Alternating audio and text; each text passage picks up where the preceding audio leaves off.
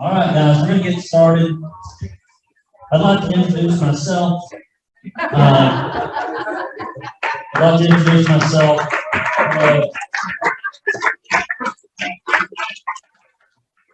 Thank you for that last introduction. Well, you're welcome. So, simply put, most of you, if you're on my subscriber list, is Jennifer back here yet? Not yet. Not yet. Would you shut those doors, please? I just have a hard time hearing. If there's any kind of other noise, I can't speak if it's noisy. So I publish Tennessee's only conservative newspaper that's 100% focused on volunteers.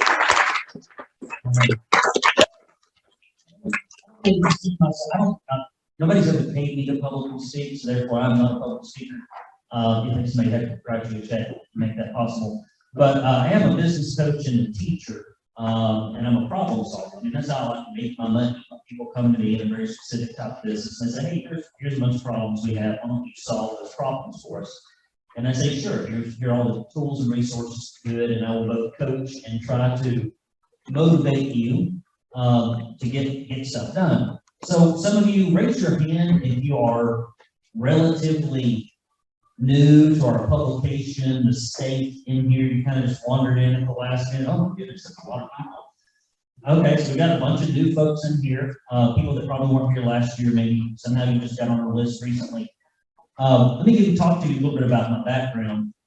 You know, I grew up in Arab, Alabama. That's spelled Arab. It's spelled Arab, pronounced Arab. And, you know, I grew up, Dad couldn't read or write. He'd never been to school a day in his life. We lived in an old sawmill slot house, had, you know, burnt carpet on it. The place had burned down, and Dad had kind of patched it up. I had one old sink in the kitchen that belched red well water. We were just very poor, wood burning stove, no air conditioning.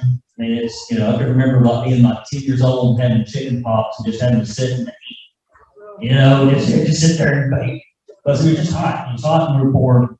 And Dad said, well, you need to go to school. And I watched all my friends start to go off to school. And I thought, well, this is apparently a thing that this is culminating into, so I need to go to college. And so I went to Jackson State.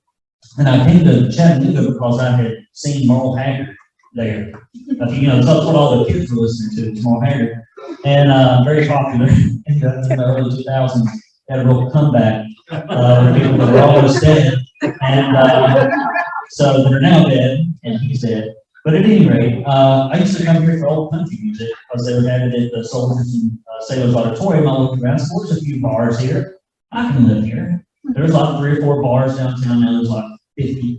And I, you know, spent my first 20 years in Chattanooga, but I probably spent about as much time in bars as I did at my house.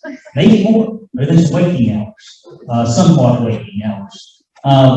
And so I ended up somehow working for the Muscular Dystrophy Association, raising money, and Senator Corker was putting together his team. He did not turn out to be as conservative as I had hoped, but I was young and naive in politics. You never know what somebody's really going to do until they go to do it.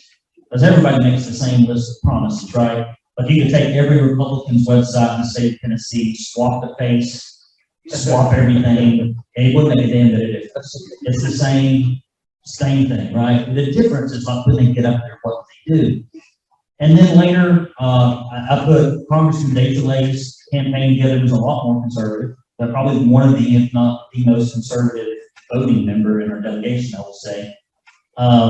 He'd be tied for, you know, first with somebody else probably. I put this team together when he beat Lincoln Davis because I had met all these people in Corker's campaign, but I was running a painting business at the same time, and I couldn't work on it full time, but I worked in an advisory role. I got his mail guy, got his polling guy together, got all the resources together. And then I ran this re-election campaign with CNN called the Ugliest Congressional Race in the Nation. And that was really my first experience with the liberal media in Tennessee, which happens to be all of them. It's terrible. It's terrible. It happens to be all of them. And so what is it? We had 30 some odd negative articles in the Chattanooga Times Free Press about a 15-year-old divorce 45 days before the election. And then that reporter, who's completely unbiased, Immediately went to work as the communications director for the only Democrat congressman in the state, like the next day. And every hour attraction from the TFP, sorry. I mean, they knew what was going on the whole time. And then I helped some people run for state and local office. I mean, it's like 6 or 7 in a row. And I said, yeah, I'm going to get out of this. I'm just tired of it. We had just started having a family, and running campaigns is very difficult in the traditional fashion of being a consultant, because you can't ever do enough. You can't ever do enough, because it's like, we always use the analogy, it'd be like if I ran my painting business, and then you ran your painting business, but if I earned $1 less than you, then your whole year, all the money would be taken away, and then all your stuff got given to the other painting company. Like you can't come in business, you can come in second, third, fourth, fifth place and still make a good living. You come in second in politics, you get taxed flat. And so like you can't do enough, and you don't know what the other side's doing, and you never really know where you are. So it's like a constant, continual pressure cooker was not conducive to family life. And I had just grown kind of tired of it, to be honest. And so I started a thing called the Academy of Professional Painting Contractors, and I work with about 450 different painting contractors in 6 different countries. I worked with every franchise in existence. I worked with the second largest one for 4 years, redoing a bunch of their business systems. Big, huge companies, $50 million, which is big for a painting company, down to startups. And then all this COVID nonsense started, which originally I laughed at it. I laughed at it. I said it really changed lives. So don't worry about it. I had to give business advice to people who are in the middle of this. I didn't know that like a few weeks later they would shut my clients' businesses down and prevent them from making a living. And then a few weeks later, they would then deprive them of the labor that they need to actually do the work by paying their people to sit at home. Okay, you can go to work now, but we pay your employees to sit at home. I mean, what a slap in the face. It's like a double whammy, right? And so we get this call about they shut my church down and they shut my gym down. Those are the only 2 places I really like to go routinely outside of home. I like to bullcrap with my friends and go do fun stuff. But I go to church, I go to gym. They shut both of those down. And here I am in a hot warehouse working out with 2 30-pound dumbbells. You can't find weights at this point either. They're going to sell them on the black market. You have to melt down a bunch of stuff. Like maybe like MacGyver, drag a transmission with a chain. I mean, there's no fitness because everybody needs their bodies. All the gym shut down. And I just was pissed off. And everything in me told me, this is wrong, this is evil, this is not going away quickly. You people are asleep at the wheel. And so I get this call somehow through somebody at our child's school and said, hey, there's going to be a protest on the Market Street Bridge. And I said, what do I care? I don't do protests. It's the first one I've ever been to, ever did. And I got on the phone with ladies, and because I'm a consultant, I used to be a campaign coach, I'm always like, did you do this? Did you do that? Done this? Done that? No, no, no, no, no. It's like slow people run for office. I'll ask them 10, 15 questions. No, no, no, no, no, no, no. Well, you're going to lose. This is not going to go well. This event is not going to, nobody will be there. This will be like nobody will be there. And the lady who was organizing it said, yeah, I can't get out of my car because I got hot. I said, well, they're going to think we don't care. And so this is happening on a Thursday. And from Thursday to Sunday, I pretty much quit my job and just try to get this protest together. I don't get nervous, buddy. I was going to that thing, my armpits are sweating, I'm kind of feeling nauseous. I don't like this crap. Like, this is okay, but like standing out and waiting, that's just not my thing. I may go to one again, I may even put one together again, but it's not my favorite thing to do. So we get out there on the Market Street Bridge, and they just blister us in the media. About 200 or 300 people on the bridge, another 200 or 300 people, but it's blisters. Hayseeds, killing grandma, nobody's wearing their masks, including the reporters. That never made it into the story. Then the next day they wrote a story about, hey, the reporters in your area may be wearing a mask, and it's not because they want to hide our faces, because they care. Like, people weren't wearing them when you were at ours. It's just all a bunch of BS and lies. And then Black Lives Matter starts in our town, and they break out the windows of one of our actual supporters and friends at the publication in his business downtown, spray paint a bunch of stuff, topple things in the courthouse, glowing coverage. Glowing coverage. mural on Main Street. And that's, you cannot get a better picture of the corruption of the Tennessee press. And this happened everywhere. This wasn't just in Chattanooga, but this is the microcosm I was living in. And I was like, well, I don't know what to do. I don't know where to go. And then finally, one bright thing happened. My church opened up before my gym did. When I say my church, it wasn't my church then, it was Dan's church. It was Larry's church. Race, who else in here goes to Calvary? Okay, we got a few. And so I go in there, and the very first sermon, the pastor preaching on Nehemiah and how people walked past the broken down walls for 80 years. It took one dude who really probably had no business doing anything about it to come from another land, come here. And he basically said, no, there's times when you have to stand up, and there's times when everyone around you seems oblivious, but if you'll just stand up, maybe some other people will come along behind you to help you, and you can get the walls rebuilt. And I left there, and I told Christmas, I think we're going to have to start this stupid newspaper. We're going to have to do this crap. And I said, they're going to call us racist. They're going to have everything in the book. It's probably not going to be any fun. And it's going to be hard. And it's going to be expensive. Probably won't make any money at it. I didn't know how much money we would make. We not make far more money than and so, consultant coach thyself. It's first thing is maybe you stick to that market. And so she said, okay, honey, you think we need to do that? So that's how we kind of got launched. And I thought, well, this just all seems like a bunch of contention and fighting. And I have been, kind of gets drilled into your head that if you're a Christian, everything is peaceful and you go along and you're submissive. I don't know where or why or how that got started to preach in the churches. But gentle Jesus is the only one that ever existed, and he never much of conflict with the government, with the Sadducees. And I never any conflicts. I mean, it wasn't his own Jewish government that held him on a cross or anything. There's no conflict there. And so you get this, after a while, you get where you think, I haven't prayed, but I can read it and I know what it says, and I've been told something else. So I sit down with Pastor Frank, and I say, I'm thinking about doing this, and here's some spreadsheets. I'm a spreadsheet guy, and here's some things I think I can do. Is this, can you do this as a Christian? I mean, I'm going to have to say some really harsh, I'm just have to tell the truth about things. And I think I'm correct about them, and I think other people agree with me, but I mean, this is going to be contentious.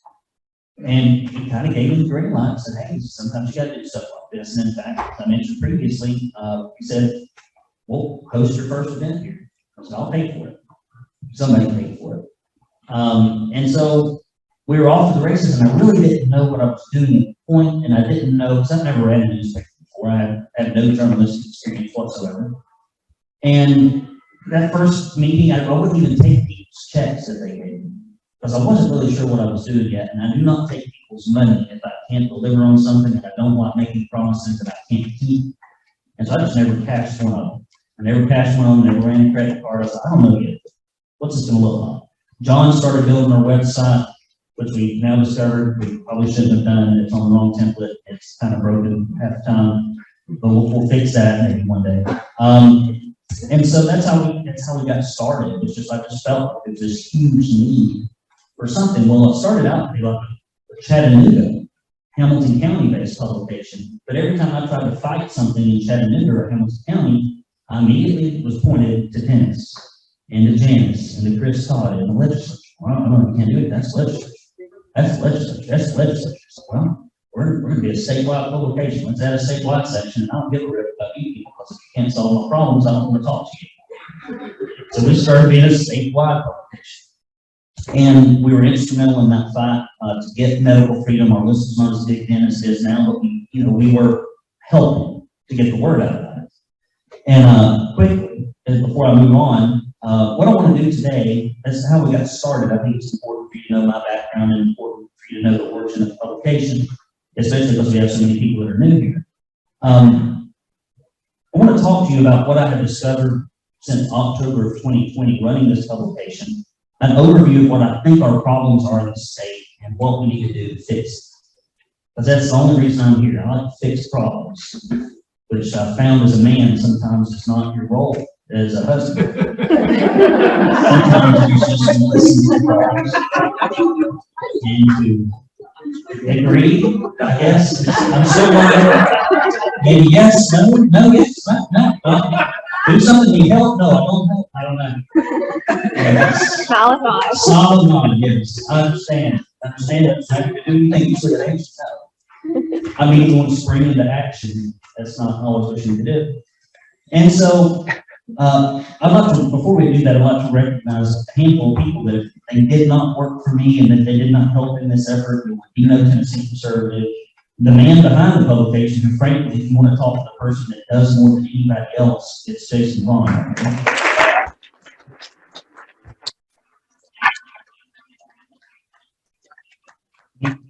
He doesn't care. He never sees me. He talk on the phone, text message. He's kind of like me. I like to just sit in a room by myself and work quietly.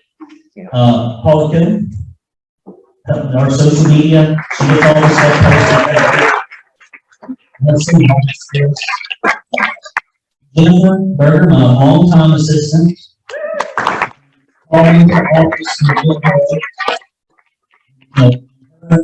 John picks up when he can, anything that's kind of digitally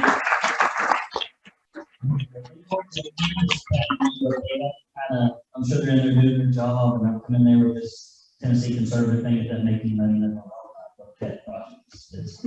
And all you're going to do something for this thing. And so that they're chipper. But the most important one is my wife, because she let me spend a moderate amount of money to get this thing going, and she's never complained about it until recently. She's like, what have we done now?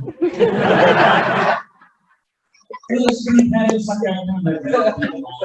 I was 6 start being self-sustaining, which we're close to. I'll tell you about a little bit later. So give her a big round of applause.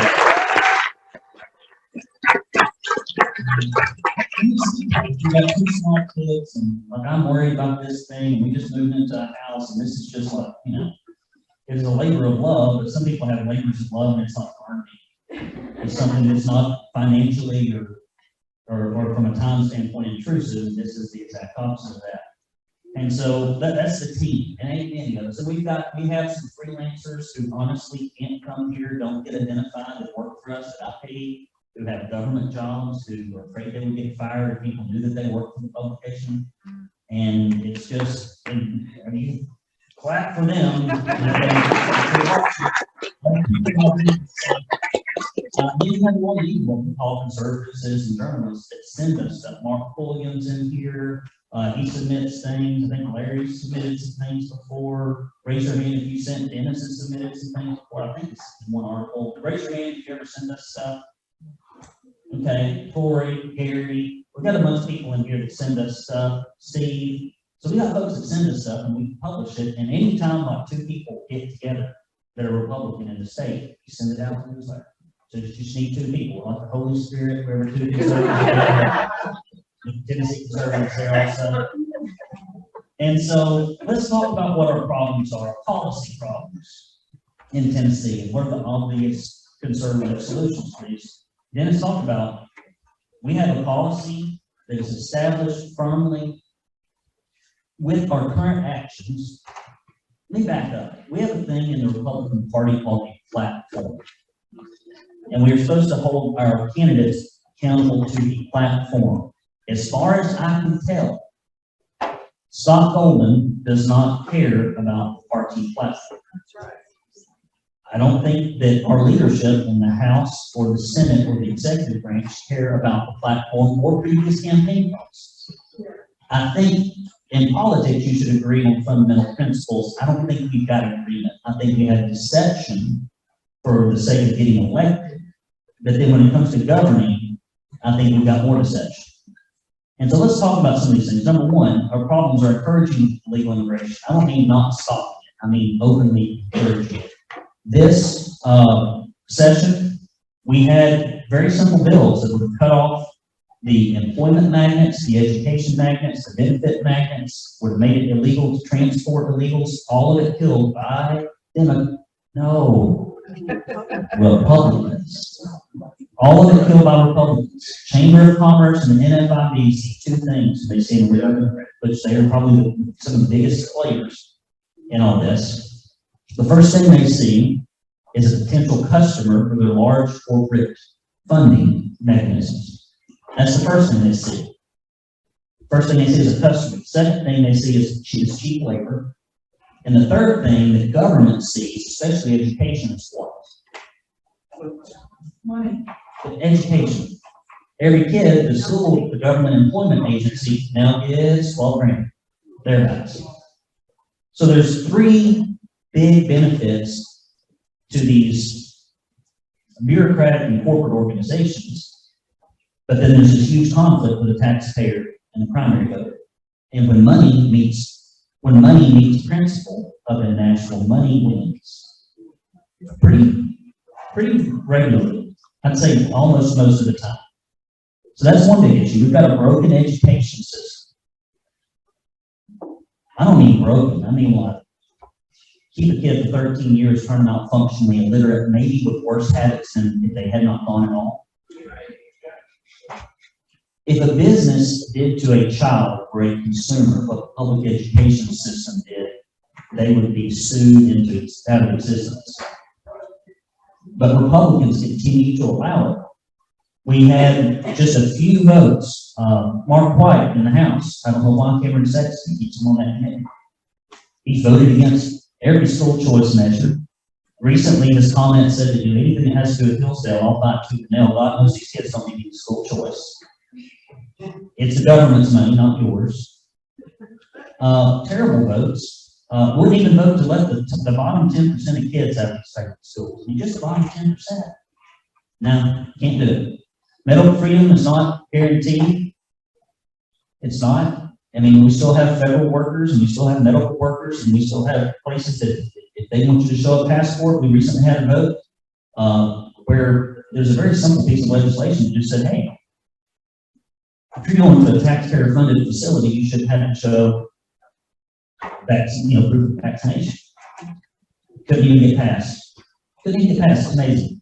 We had lots of, and Gina's talked about this earlier, corrupt corporate welfare. I mean, it just baffles me that we allow this.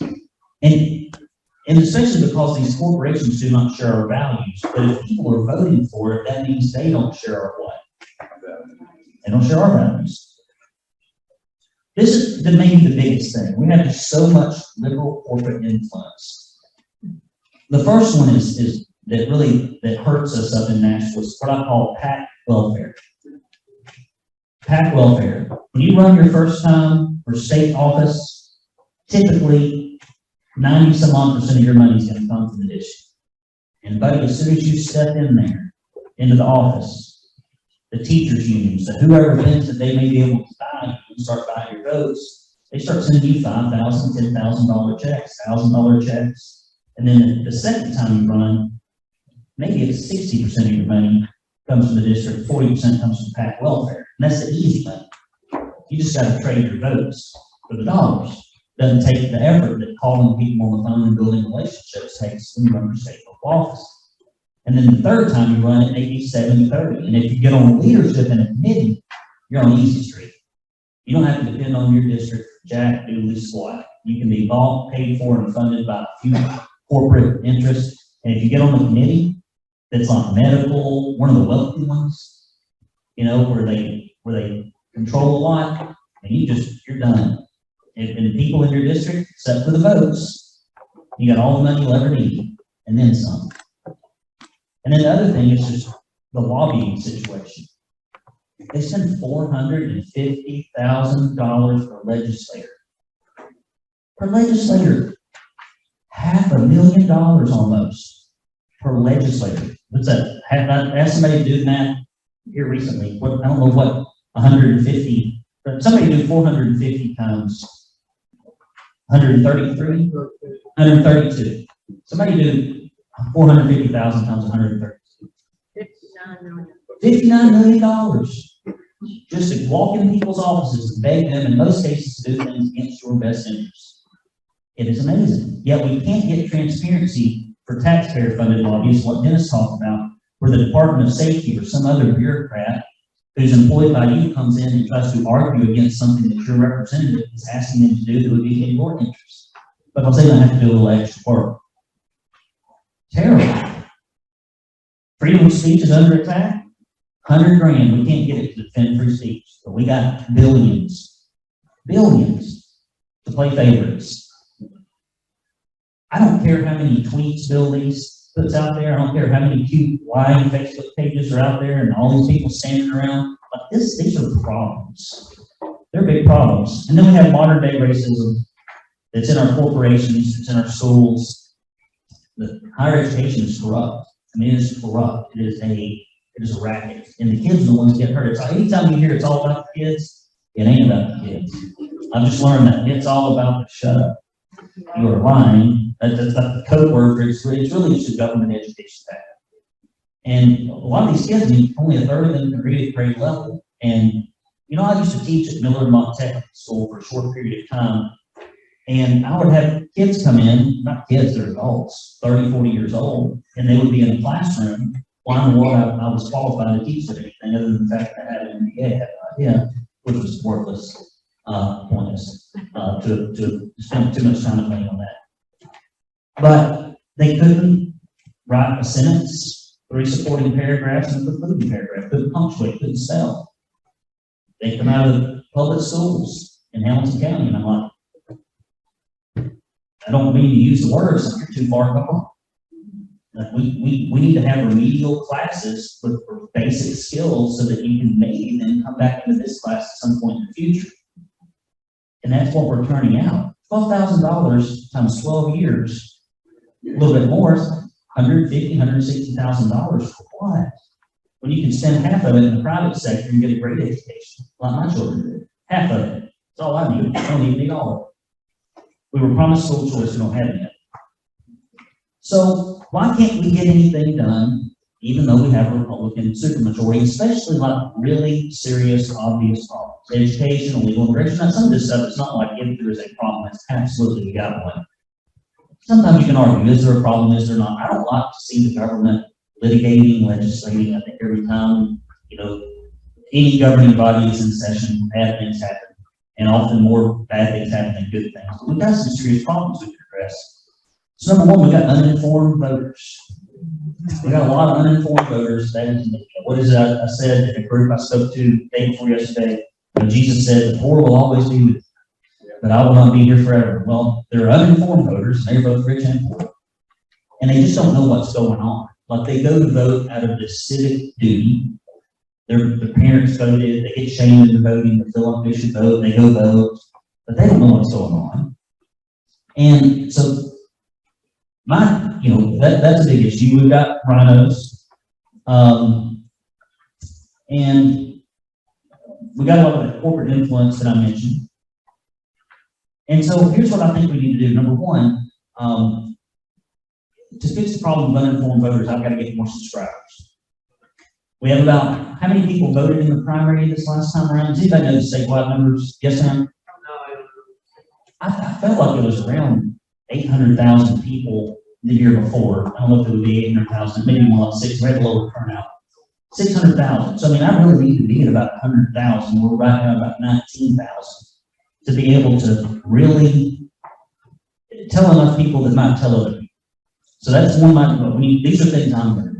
I'm going to try to build a subscriber base of publications so we can talk about what goes on legislatively in Nashville. We have got a problem. We've got a problem with rhinos, but we have to recruit and train candidates thoroughly. And we have to run hard against them, and we have to put policy before personality. So what I'm going to try to do, I don't want to do it. It's like it's too much work. But I'm going to probably do it anyway. I'm going to put together a genuine, good candidate training. I wrote a book called How to Raise Money for Political Office. I understand how to do that part. It's right back there. And I used to do this with American Majority. I'm going to put together candidate training, and I'm going to promote it similar to this for anybody who's thinking about running for office, because I've watched a lot of people lose because they just like there's campaigns are very mechanical and what their fundamentals, and if you know the fundamentals, sometimes you lose anyway if you do it perfectly. But sometimes you lose because like there's 14 things to do, you did 8. And it takes a lot of experience to really kind of learn, what works and what doesn't. And then I may or may not put together a little candidate coaching group. Just because people need advice that they can't afford a consultant. They just can't. Most people that run for state and local office, there's not enough money in it to attract talent. So you have to find some kind of middle ground. So I'm thinking about that. The evil corporate influence that we have in Pac up in Nashville. I'm going to see if I can recruit some of you. Anybody in here like to research stuff and compile information? Okay, I got a job for you. It pays exactly nothing. That's what it takes. That's what we got in the budget. No. So we need to be able to look at least at GOP leadership and do a breakdown of where their money comes from. And we're going to call it, instead of the Rhino report, we're going to have a Rhino report, and then later, when the campaigns are over, we're going to have a follow the money report.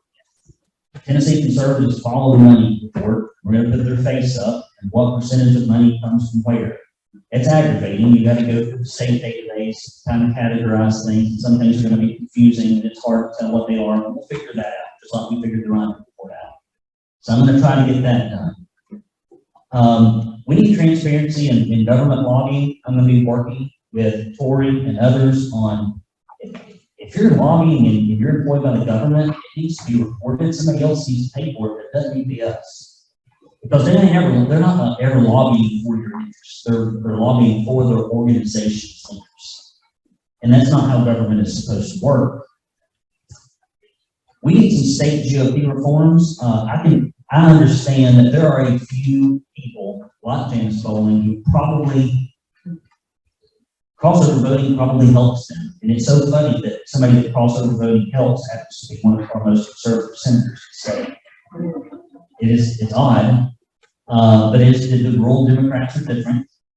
But I do think on the whole, the worst Republicans that we have in the state are those that come from metropolitan and suburban areas, around metropolitan areas for the most part. There are huge exceptions. That's a broad brush. When you look at the people, Murfreesboro, Nashville, Knoxville, Chattanooga, it's that kind of stuff. Not always.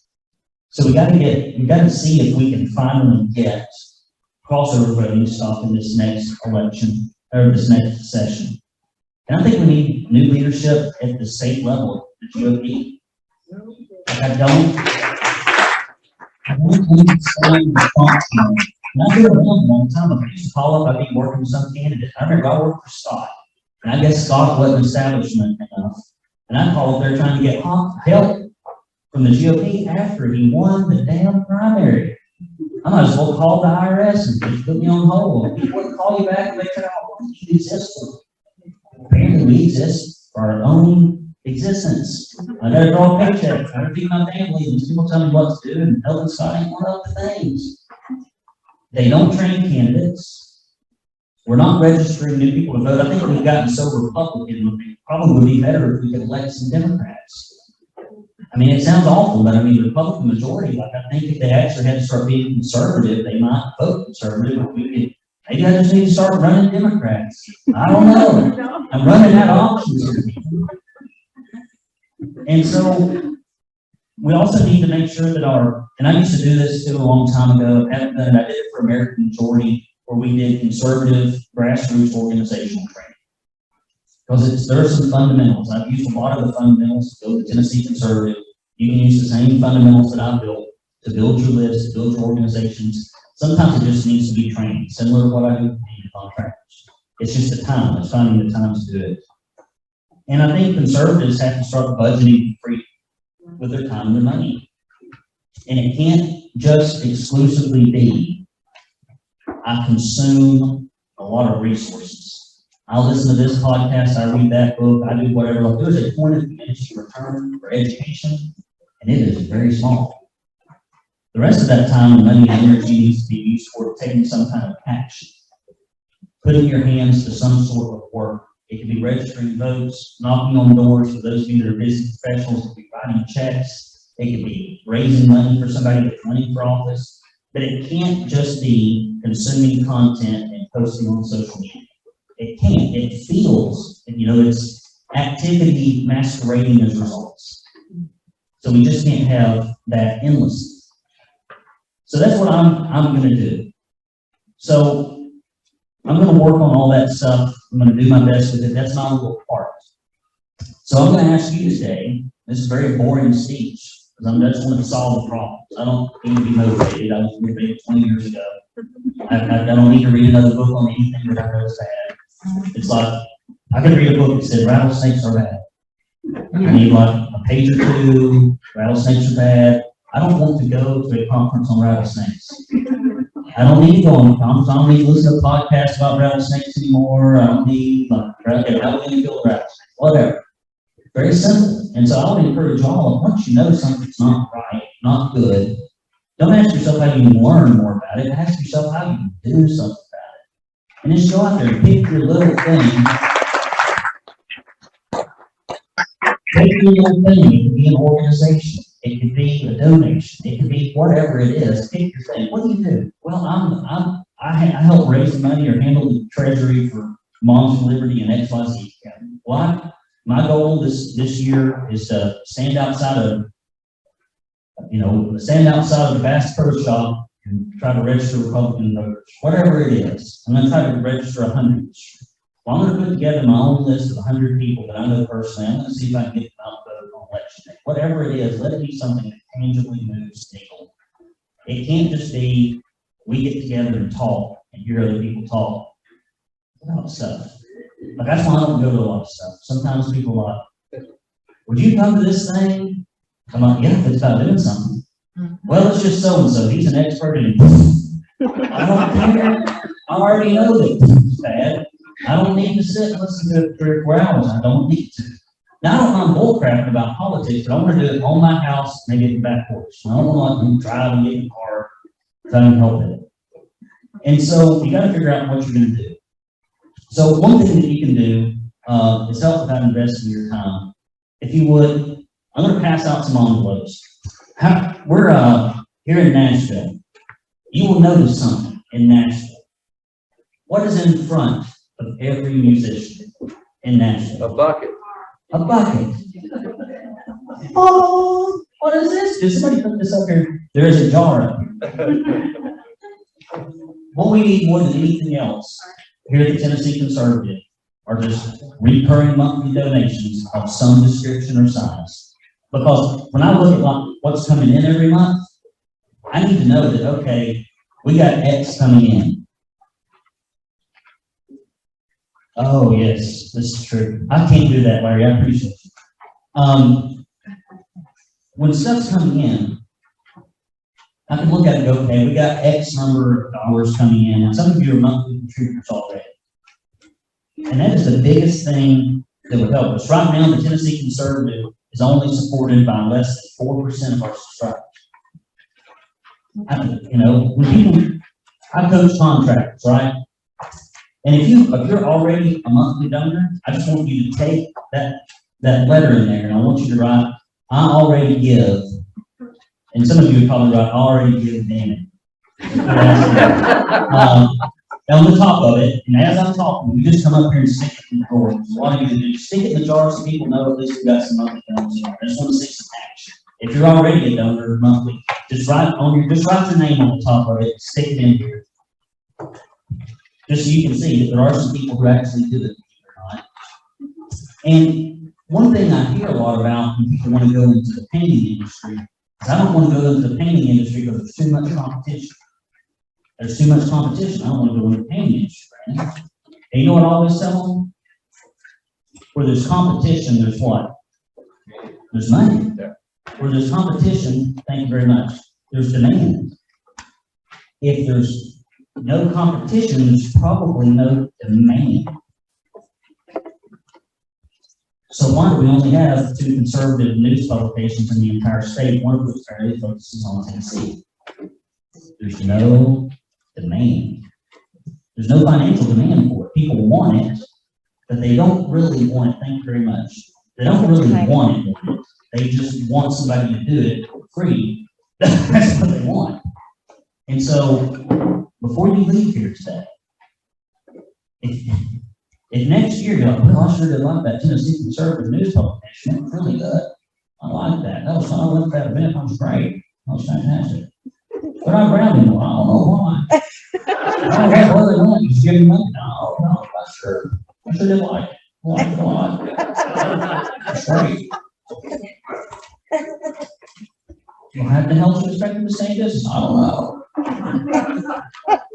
So you turn around one day and we're gone. You know, that's why. We've only got less than 1% of our people to give recurring monthly donations.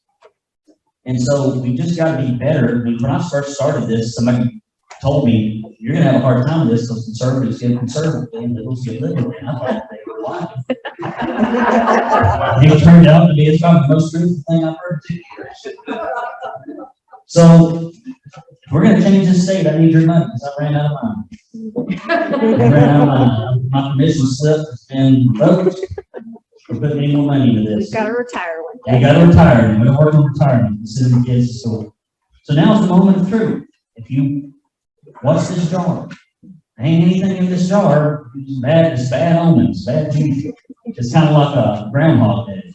You know, if Punxsutawney Phil sees a shadow, doesn't see a shadow, this jar is empty.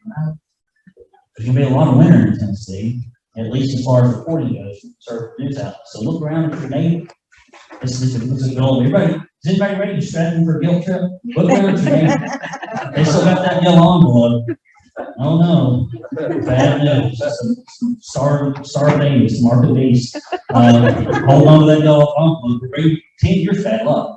10 years bad luck. Hold on to that yellow envelope. I'm telling you, I'll write it down. Thank you very much. We got some people coming over here. Thank you very much. I appreciate that. So before I take questions, I'd like to thank you for coming out. Thank you very much for your support. Thank you very much for helping us in this effort, because I can't do it by myself. I appreciate you. Thank you very much. I will take questions now. Let's go, Brandon. I didn't even see that shot. Thank you. I thought we had more. Let's go, Brandon.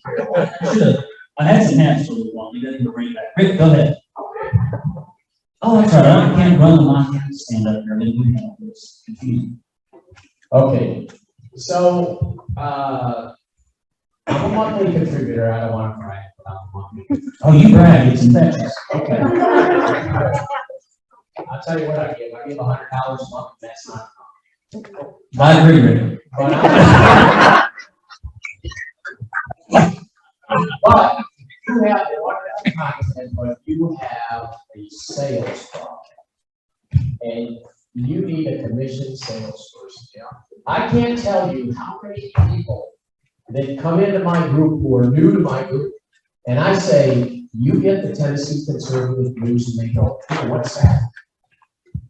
And I go, don't even talk to me until you download TennesseeConservativeNews.com, and then come back after you read it, then come back and talk to me about the Tennessee Conservative News.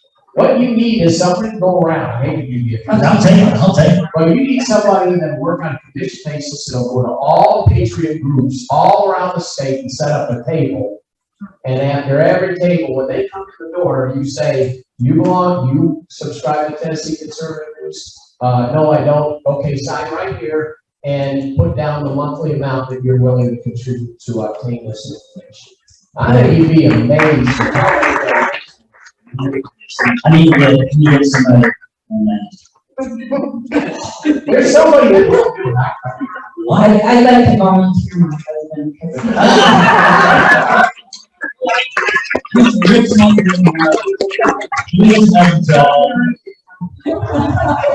Rick, this is called false retirement. And false you're getting retirement. Well, Tori's coming up here, the rest of you got to come up here. Don't be caught holding those yellow envelopes. That's bad luck. That's 7 years bad conservative luck. We won't win another election. It's a harbinger of all things terrible. Hold on. I know that's basically like the rhino auger. You know, usually you would pass phones and look at it. This is pray that I'm going to hit the lottery. oh good. Let's pray this Lord help us to get the lottery. $1 million. Thank you very much. Other questions? You know, one thing I'll close with this. Do I have any other questions? The reason I get you all together at this event is because you hear from me all year long, you know, because that's what I have to do. But you don't hear from each other, you don't hear from these other organizations. For a lot of you, these other organizations are new, they're not new to me, but they're new to you. And something happens when you get everybody in the room that is unique and different. I would encourage you to get involved with these organizations, find out what's going on in your local area, and try to do something that's like effective, something that's moving. You know, it's great to buy the running shoes. It's great to read the running magazines. It's great to go to conferences on running. But you know what's far more important than all that for your health? Running. Running. But in politics, for some reason, it's like I went to a group, and the name of the group was Let's Talk Politics. And I never said this, hey, Bobby. Say hello, Bobby. That's Bobby Trey. You can't come up here and sit on this. No, she's walked out. She's tired. She's had her annual meeting today, I believe. It happened to me. She came all the way up. So y'all say, hey, Bobby. She does great work with Tennessee Eagle Forum. She's been doing it a long time. And she delivered flowers. She delivered flowers. So it was called Let's Talk Politics. And I'm tired of talking about politics. Let's do politics. Let's do it.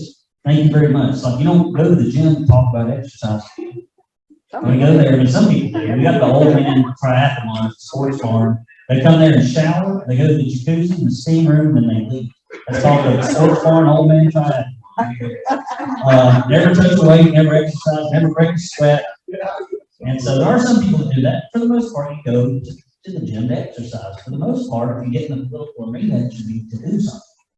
Because I mean, I'm just tired of learning about stuff. Sick and tired. I don't want to learn about another thing. Have you heard about something? No, I haven't heard about something. Say the same all the other say, yeah.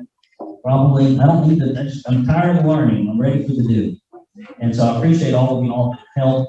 And if you feel guilty carrying that yellow envelope around, just wire it up in your pocket, hide it from your fellow conservatives. And then when you get home, when you can't sleep, you start tossing and turning, you feel terrible, and it's like the telltale heart.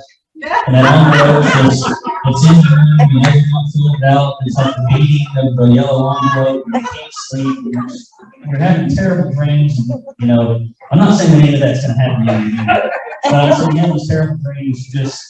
You just fill that thing out, and you mail it to us. It's 23 East 27th Street, Chattanooga, Tennessee 37404. We can get that every week.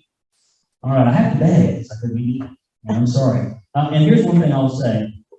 Go ahead, you got a question? I just want to ask one real question. I'm really fascinated by Follow the Money report. So how do we get involved with that? So Follow the Money report. If y'all would, somebody, if you are interested in doing this, let me tell you what this would be about. What time? How much time? 5 minutes. All right, I'm on time all day. Good on time. Sorry.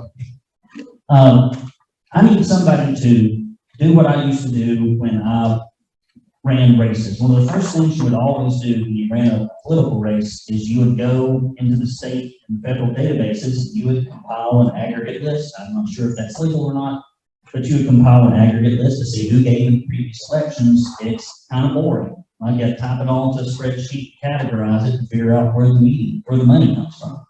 And it is boring. And I think Gary did this one time with one person. That's probably why he never did it. It was so damn laborious. It's a time consuming.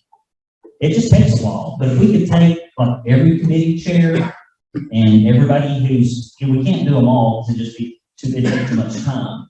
But if we could at least pick the people in leadership and say, okay, typically, actions follow money. And the actions chase the money harder in Nashville than it chases anything else, money.